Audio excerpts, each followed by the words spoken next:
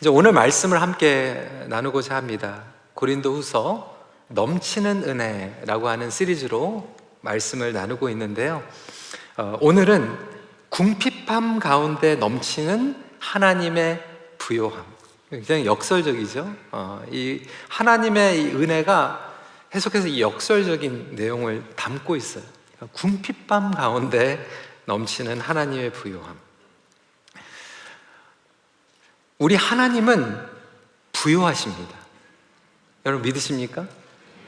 제가 일부에 우리 하나님은 부요하십니다. 그러니까 어떤 분들은 아멘 그러는데 어떤 분들은 오멘 그러더라고요.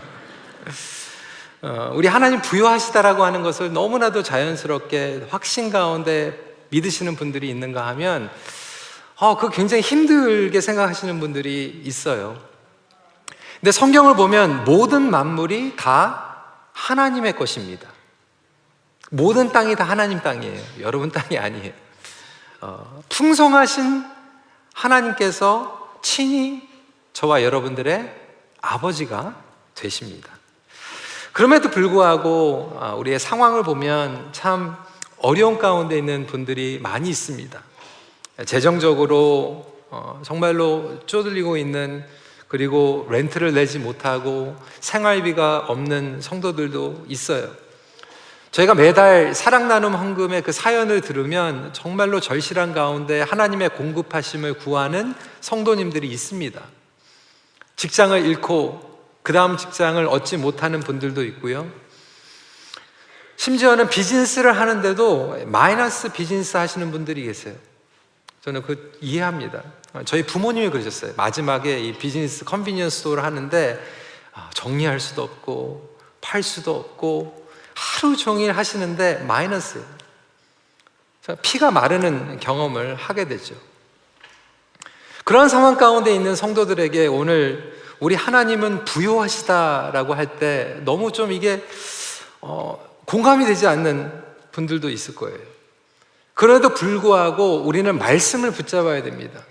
그리고 하나님은 반드시 우리의 욕심을 채워주시진 않지만 우리의 필요를 생각지 않는 방법으로 공급하시는 하나님인 줄 믿으시기 바랍니다.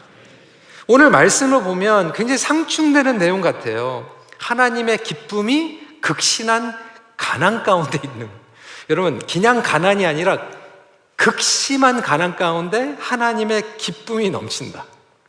근데 그 가운데에서 또 풍성한 연보가 넘치고 있다라고 하는 내용을 가지고 있어요. 여러분 이게 어떻게 매칭이 됩니까? 가능할까요? 우리의 인간적인 상식과 이론어는 이 부요함과 가난함은 완전히 대립되는 내용이에요. 그럼에도 불구하고 사도 바울은 고린도 성도들을 위해서 하나님의 풍요하심에 대해서 나누고 있어요. 상대적으로 보면 고린도 교인들은 마게도냐 교인들보다 비교적으로 경제적으로 그렇게 어렵지는 않았어요. 그 당시에 보면 예루살렘 교회가 기근을 당해서 너무나도 어려웠고요. 환난 가운데 있었어요. 그래서 그 예루살렘 교회뿐만이 아니라 마게도냐 교회들, 이웃 교회들을 위해서 사도 바울은 고린도 성도들에게 헌금을 하도록 권면했습니다. 그리고 도전했어요. 그 내용을 듣는 고린도 성도들은 그랬을 거예요. 우리도 어렵다. 그 당시에 고린도 성도들은 비즈니스를 하는 사람들이 많이 있었고요. 그리고 초대교회는 예수를 믿는다라고 하는 이유 때문에 비즈니스를 손해보는 성도들도 참 많았어요. 여러분 그렇지 않습니까? 장사를 해도요, 내가 정말로 신앙의 양심을 가지고 비즈니스 하면요, 손해보는 일들이 생깁니다. 그런데 어떻게 하나님의 풍성함을 경험할 수 있었고 풍성하게 하나님께 드릴 수 있었을까? 저는 사실 여러분들과 함께 그 기적을 경험했거든요.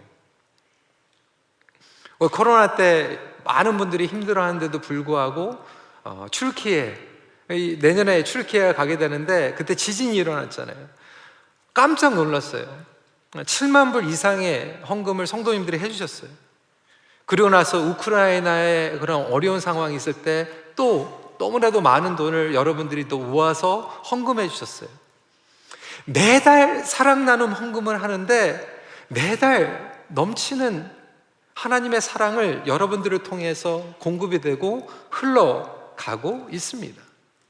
이게 인간의 상식으로는 되지 않는 것 같은데 성령께서 우리의 마음을 모아줄 때 일어나는 놀라운 간증인 줄 믿으시길 바랍니다. 그래서 이 하나님의 은혜는 리버스하는 회복의 은혜예요. 그러니까 궁핍한 가운데, 빈곤한 가운데에서 풍성함을 경험하게 되는 은혜입니다. 왜 그럴까요? 9절에 나와 있어요. 같이 한번 읽어볼까요? 시작. 우리 주 예수 그리스도의 은혜를 너희가 알거니와 부요하신 이로써 너희를 위하여 가난하게 되심은 그의 가난함으로 말미암아 너희를 부요하게 하려 하심이라. 하나님은 여러분들을 부요하게 하신다라고 성경에 써 있어요. 여러분 믿으십니까? 제가 여러분 사기치는 거 아니에요. 기복신앙 아니에요. 오늘 성경에 보니까 하나님은 여러분들이 부요하게 원하신다.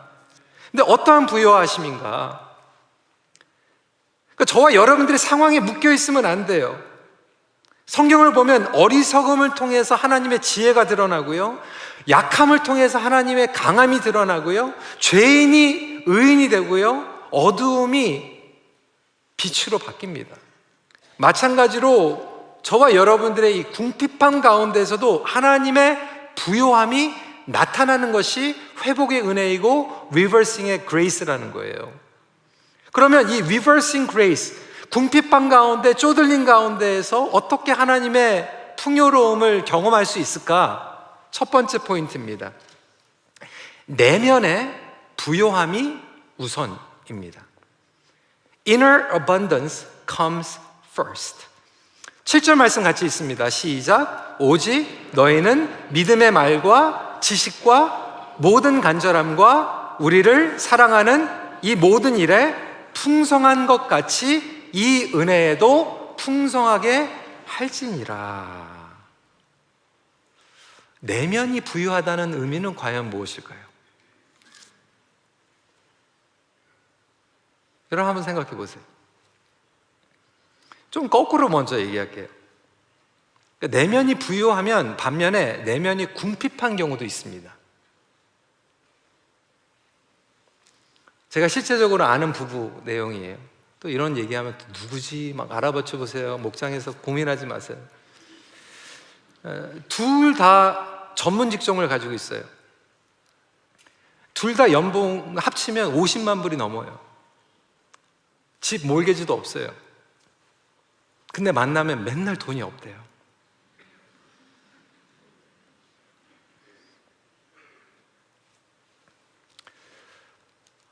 돈이 없어서가 아니에요.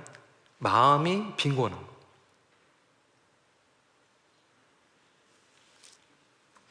어떤 분들은 경제적인 것을 떠나서 이 마음의 여유가 없어요.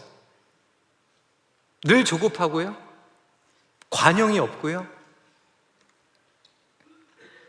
오늘 사도 바울이 이야기한 것 같이 그 내면이 궁핍한 거예요. 생각이 궁핍하고요, 말이 궁핍해요.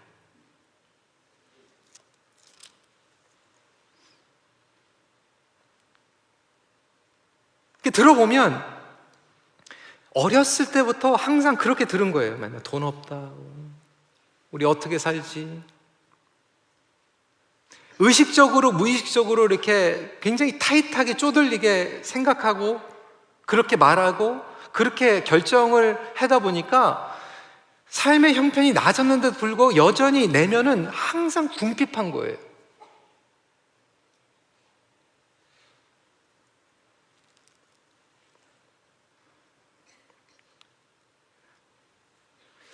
한 번은 영어 목회 할 때 목장에 갔는데 진짜 제일 큰 집에 사는 집이에요. 제일 부자. 피자를 주문했어요. 애들까지 다. 나중에 이제 피자 값을 다 걷더라고요. 근데 거기는 애가 3명이니까 2불 더 내고, 거기는 3쪽 안 먹고 4쪽 먹었으니까 2불 더 내고, 그 다음 주에 저희 집에 사는데, 저희 그때 아파트 렌트였는데 제 아내가 그냥 다 냈어요. 그냥. 여러분, 어떻게 하면 우리 내면이 부유해질 수 있을까? 제일 중요한 포인트예요. 하나님에 대한 믿음, 하나님에 대한 이해입니다. 그러니까 하나님이 부요하다고 믿는 사람들은 내면이 부요합니다. 아까도 하나님은 부요하십니다 그런데 어떤 분들은 이게 너무 불편해. 왜 그럴까요? 하나님은 가난하다고 생각해요. 교회도 가난해야 되고 믿는 사람도 가난해야 되고 뭔가 얻으면 하나님께서 뺏어 가시고 다 내놓으라고 하시는 하나님.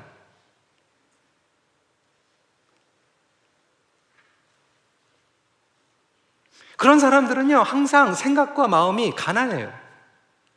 그런 하나님 믿기 때문에 그래요. 그런데 반면에 하나님이 부유하다고 믿는 사람들은 내면이 부유하죠. 늘 낮은 자존감과 이 세상을 부정적으로 보는 사람들은 마음이 가난한 거예요. 궁핍한 거예요. 빈곤한 거예요. 여러분, 성경은 분명하게 얘기합니다. 예수님은 부요하신 분이에요. 예수님 안에는 모든 부요가 충만합니다. 예수님은 천지를 창조하셨어요. 예수님 안에서는 지혜와 지식이 충만합니다. 은혜와 진리가 충만해요. 사랑이 충만해요. 능력이 충만합니다. 그리고 성경은 저와 여러분들을 충만하기 위해서 풍성한 삶을 주시기 위해서 이 땅에 오셨다라고 말씀하고 있어요. 예수님 안에는 부족함이 없어요. 그런데 예수님이 이 땅에 오실 때 예수님은 저와 여러분들을 부요케 하기 위해서 스스로 가난해지셨다. 그 이유는 저와 여러분들을 부요케 하심이라고 오늘 본문에 써 있어요. 그럼에도 불구하고 아까 말씀드린 것 같이 자라면서 의식적으로 무의식적으로 저희는 하나님에 대한 지식과 이해가 형성되어 있어요. 아브라함, 여러분, 아브라함, 요셉, 다니엘, 하나님께서 얼마나 그들을 통해서 블레싱 하셨습니까? 근데 그런 거는 좀 묵상 안 하고 맨날 세례 요한만 묵상하다 보니까 세례 요한도 묵상해야죠. 그러니까 균형을 맞추는 게 중요해요. 이번 가을에 이제 제가 풍성하신 하나님 시리즈, 풍성의 법칙에 대해서 좀 말씀을 준비하려고 준비하고 있는데, 교회 공동체에서도 이 부분이 너무 중요해요. 그러니까 교회 재정을 우리가 다루고 결정할 때, 하나님의 부요하심을 제한할 때가 굉장히 많이 있거든요. 결정하는데 결정하시는 분들이 내 인생이 쫙 타이트하면 다 모든 게 타이트해지고요, 내 인생이 좀 풀리는 것 같으면 좀 너그러워지고, 그럴 때가 얼마나 많이 있습니까?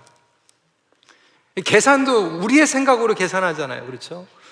저희 부모님들이 정말 주일날도 모시고 일주일 내내 장사를 하시니까 가족들이 밖에 나가가지고 외식하는 게 쉽지 않아요.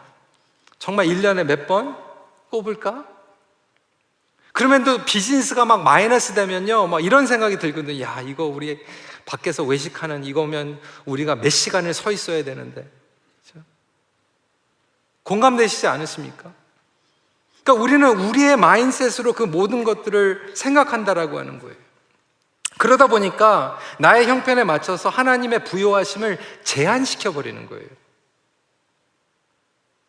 여러분들에게 질문합니다. 여러분들의 내면 상태는 부요합니까? 아니면 궁핍합니까? 늘 초조하고 여유가 없습니까? 그래서 용서할 수도 없어요. 다른 사람들을 봐줄 수도 없어요. 기다릴 수도 없어요.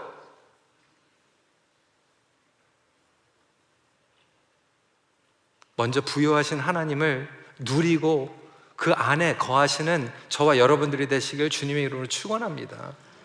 그때 여러분들의 내면이 부요해질 때 그것을 통해서 다른 사람들을 향한 재정적인 뿐만이 아니라 다른 사람들을 품는 관용, 여유, 용서, 기다릴 수 있는 이 마음들이 넓어지는 거예요.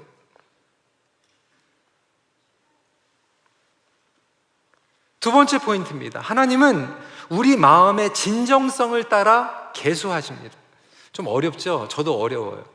영어로는 이제 포인트를 만들었는데 한국어로 어떻게 번역해야 되는지 계속 고민하다가 그래도 이게 베스트인 것 같아서 이렇게 번역을 했어요.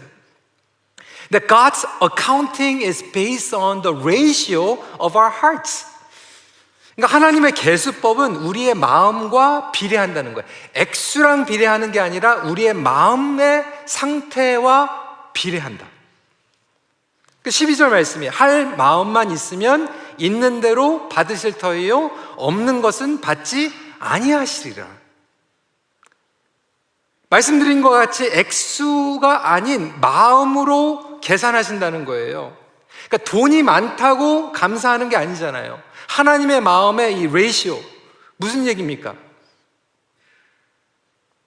예를 들까요? 과부의 두렙돈 헌금, 부자의 큰 헌금보다 더 크다고 그랬어요. 왜 그럴까요?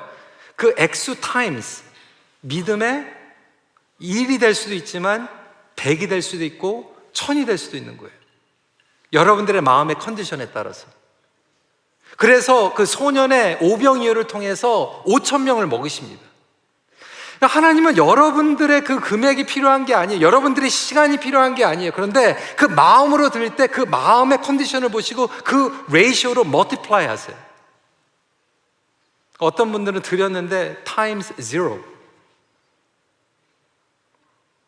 이게 균등의 법칙입니다. 14절에 이제 너희의 넉넉한 것으로 그들의 부족한 것을 보충함은 후에 그들의 넉넉한 것으로 너희의 부족한 것을 보충하여 균등하게 하려 함이라. 말씀드린 것 같이 이 균등의 법칙, 마음의 레이시오의 법칙, 멀티플라이, 하나님께서는 그 마음을 보시고 곱하기도 하시고 나누기도 하시는 계산법이에요. 이거 예를 들을게요. 지난 금요 월십 때 가인과 아벨에 대한 재물 이야기를 했어요. 여러분 가인과 아벨 이야기 잘 아시죠?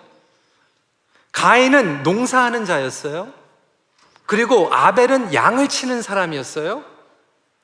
그러니까 당연히 가인은 농사하는 사람이니까 땅의 소산을 가지고 재물을 삼았고, 아벨은 양을 치는 사람이기 때문에 양을 가지고 재물을 한 거예요.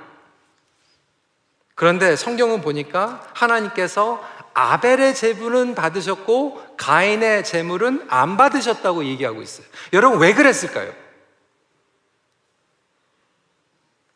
하나님께서 meat lover 그래가지고 나 탄수화물은 싫어, 프로틴이 좋아 그래가지고 땅의 소수는 안 받으시고 고기만 받으셨습니까? 여러분 그게 아니잖아요. 그런데 성경을 보면 힌트가 있어요. 그냥 가인은 자기의 땅의 소산을 가지고 그냥 재물을 드려야 되니까 가지고 왔는데, 아벨은 양을 치는데도 불구하고 분명히 여기에 나와 있는 게 첫 새끼를 가지고 왔다는 거예요. 그러니까 레프트오버를 가지고 온 게 아니라 하나님께 마음을 가지고 먼저 드렸다는 거예요. 그뿐만이 아니라 히브리서 11장 4절 말씀을 보면 이렇게 기록합니다. 믿음으로 아벨은 가엘보다 더 나은 제사를 드렸다. 그래서 첫 소산을 드린 것도 중요하지만 마음으로 드리고 믿음으로 드렸고 의로운 삶으로 양을 치고 의로운 삶으로 삶에서 예배를 드리다가 그 컨티뉴에이션으로 익스텐션으로 하나님께 제물을 드렸어요. 근데 가인은 죄인의 삶을 살아가면서 의무적으로 종교적으로 그냥 드려야 되니까 드린 거예요.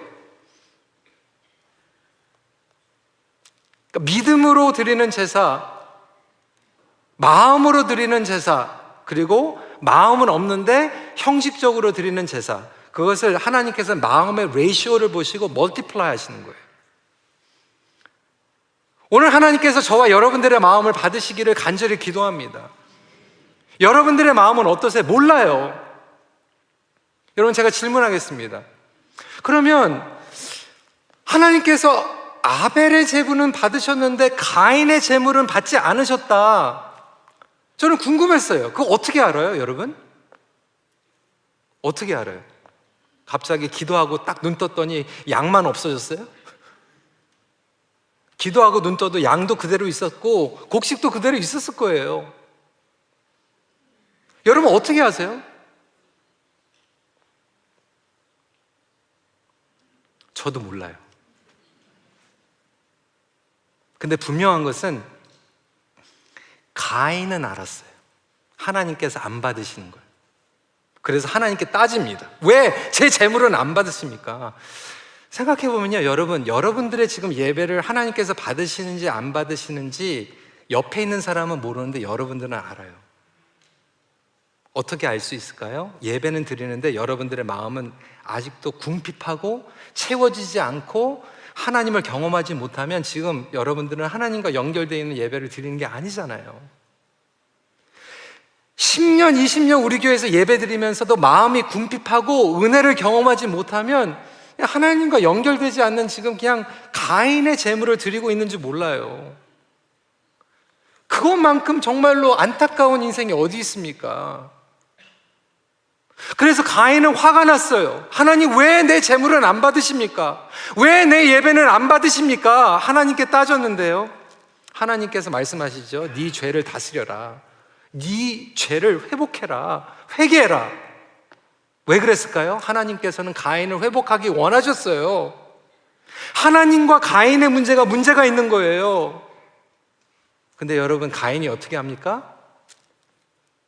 아벨을 죽여요. 저와 여러분들 그래요. 하나님께서 저와 여러분들의 관계를 회복하기 원하시고 저와 여러분들이 가지고 있는 것들을 온전히 주님 앞에 드리기 원하는데 우리는 그거 하는 것보다 옆에 있는 사람 죽여요. 하나님께 드리고 싶은데 선교사 못 믿겠어요. 우리 교회 목사님 못 믿겠어요. 우리 교회 재정 못 믿겠어요. 홈레스 도와주려고 그러는데 마약할지 어떻게 알아요? 핑계는 너무 많아요. 하나님과 나의 관계를 회복해야 되는데 우리는 아벨을 죽여버려요. 여러분께 질문하면 여러분들의 아벨은 누구입니까?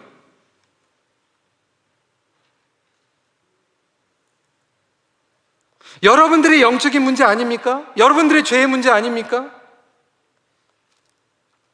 그럼에도 우리는 상황 탓,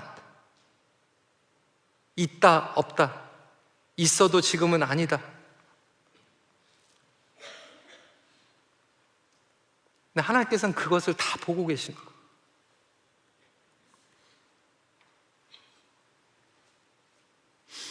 하나님 앞에 먼저 마음이 회복되는 저와 여러분들이 되시길 간절히 기도합니다. 내면이 부유하다라고 하는 것, 여러분, 물질뿐만이 아니라 인생에서도 동일하게 적용이 됩니다.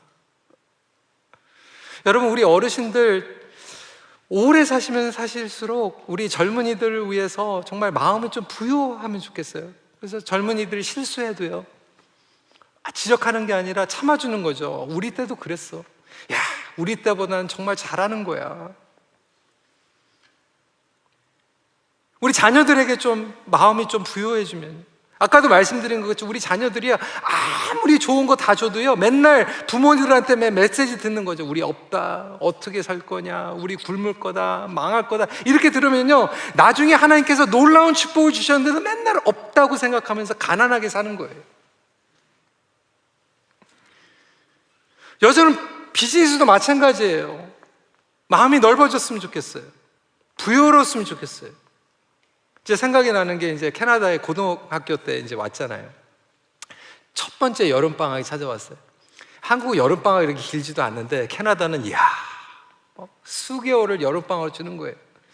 방학을 했는데 첫째 주에 친구들하고 신나게 밤새면서 놀았어요. 비디오도 보고 게임도 하고.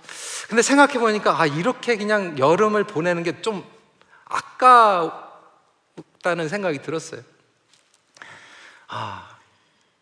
기특하게 그때는 이제 저희 집에 한국일보가 이렇게 배달이 왔는데 한국일보를 딱 구직란을 보니까 제일 위에 카페에서 알바를 찾는 거예요.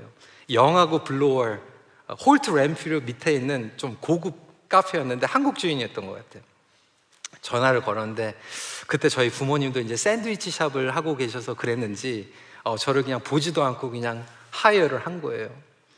얼마나 감사한지. 가가지고 뭐 커피 내리는 거 뭐 그런 건 처음에는 배우지도 못하고 기계가 비싸니까 청소하는 것, 그리고 이제 음료수 채우는 것, 이렇게 이제 심부름을 시켰는데 너무 이제 조금 긴장을 해서 그런지 그런 일을 안 해봐서 그런지 모르는데 이 음료수를 나르다가 뭐 코카콜라 뭐 이런 건 좀 싼데 캔이잖아요. 근데 그때 제일 비싼 음료수가 뭐였냐면 오렌지나라고 하는 이 병으로 된, 근데 그 딴 거는 막 12개, 24개 있는데 이거는 막 36개가 들어있는 되게 무거운 박스인데 그거를 딱 들다가 제가 미끄러져 가지고 딱 깨트린 거예요.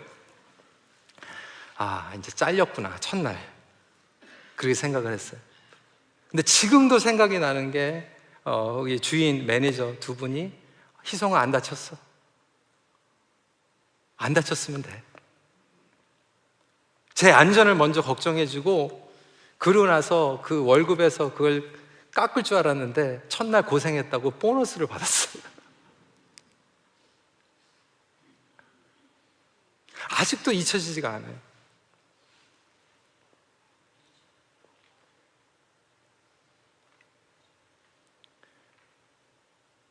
형 그러면서 따라다녔는데 몇 년 전에 어디 장례식에서 뵀어요.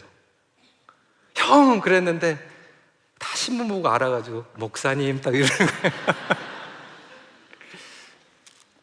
성도들 있는 거 아니까 마음이 부유한 거예요.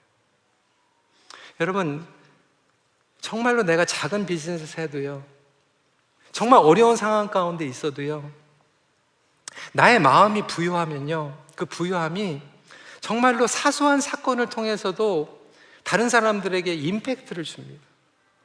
다른 사람들을 세워요. 그런데 어떤 분들은 정말로 누가 볼 때는 다 가진 것 같은데도 이 마음이 가난하다 보니까 여유도 없고요, 맨날 쫓겨다니고 다른 사람들의 실수를 용납하지도 못하고 인간적인 방법으로, 인간적인 산수법으로 살아가는 분들이 얼마나 많이 있습니까? 아까 얘기한 것처럼 그 피자 한 조각 가지고 계산하고. 저는 목회를 하면서 수많은 사람들을 보지만 세상적으로 부유하고 화려한 것 같은데 영적으로 궁핍한 경우도 많이 봤고요, 반면에 세상적으로는 궁핍한데 너무나도 이 영혼은 충만한 분들도 봤고요, 그리고 극단적으로 이 둘만 있는 게 아니라 정말로 양적으로 부유함을 누리는 분도 봤고 양적으로 궁핍함을 누리는 분도 봤어요. 여러분들은 어떻습니까? 어떤 삶을 원하십니까? 그런데 공통적으로 제가 깨달은 것은 우선순위가 너무 분명해요. 우리의 내면이 먼저 하나님의 나라와 하나님의 의를 구하면 그 모든 것들이 더해지는 줄 믿으시기 바랍니다. 그게 성경의 법칙이에요. 마태복음 6장 33절 같이 읽을까요? 시작. 그런즉 너희는 먼저 그의 나라와 그의 의를 구하라. 그리하면 이 모든 것을 너희에게 더하시리라. 삶에서 공급해 주시고 부어 주시면 감사, 그렇지 않아도 후회 없는 삶, 그게 영원히 부유한 삶이에요. 성도 여러분, 주님께서 여러분들을 너무나도 사랑하십니다. 여러분들을 부유하기 위해서 오늘 말씀을 보니까 스스로 가난해지신 하나님, 스스로 가난해지셨는데 여러분들은 부유하지도 못하고 가난하면 이거 뭔가 하자 있는 거 아닙니까? 저와 여러분들이 하나님의 풍성한 삶을 누리고 생각이 부유해지고 말이 부유해지고 관계가 부유해지고 마음이 부유해지는 놀라운 은혜를 흘려보내는 삶을 살아가기를 간절히 기도합니다. 말씀 마칩니다. 우리의 영혼이 부유함을 누릴 때 비로소 다른 영역으로 흘러갑니다.